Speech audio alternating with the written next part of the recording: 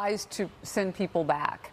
Yeah. There is no deterrent in coming right back. The good news, though, the silver lining is if they can closed and you're watching what is happening. I mean, anybody who's watched any of this video knows that that is a lie. But he says that that's not as important. And look, the Taiwanese chip company that's up in Phoenix that he's going to visit, that's important. Yeah, order is an emergency. Well, there's something called multitasking. Of Arizona now, that's where she is, and the president could be there. But I think we know what we think about him with her.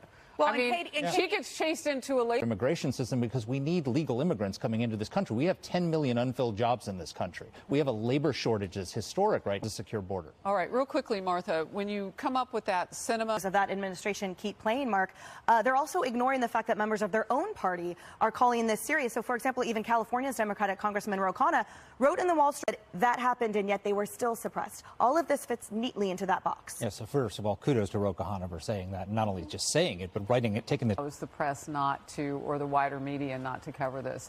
Is that really what's happening, though? Don't like losing control. It's because they don't, because he has the receipts, and because he's going to expose what was collusion between the FBI, the former intelligence officials who should be hauled up to Congress to explain that letter. Every single one of them should have to testify, and the Biden campaign to suppress this. I want to go back to where Mercedes a quick second, right?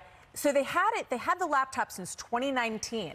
In the FBI, they had gone through it. I have to believe they had looked at it and seen what's in there. Then they say, we're not going to be involved in another election. So we're burying this. We know that from the whistleblowers who came forward to Grassley. And then they say, then weeks before the election, they start calling Twitter and Facebook and saying the electricity was up and running. That was the hurricane. Within days. So it's results that actually matter to voters and people on the ground. That's what they care about. They don't care what they're talking about around the Morning Joe table. And that was Hurricane Ian. I'm also flashing back to the Surfside condominium and how he galvanized rescuers from Israel to come. And he was at those news conferences every day, giving everybody a bite at the apple. Right, do the job. Real quickly, your thoughts. Just the reason they're going after him because he's a threat. He won by 20 points.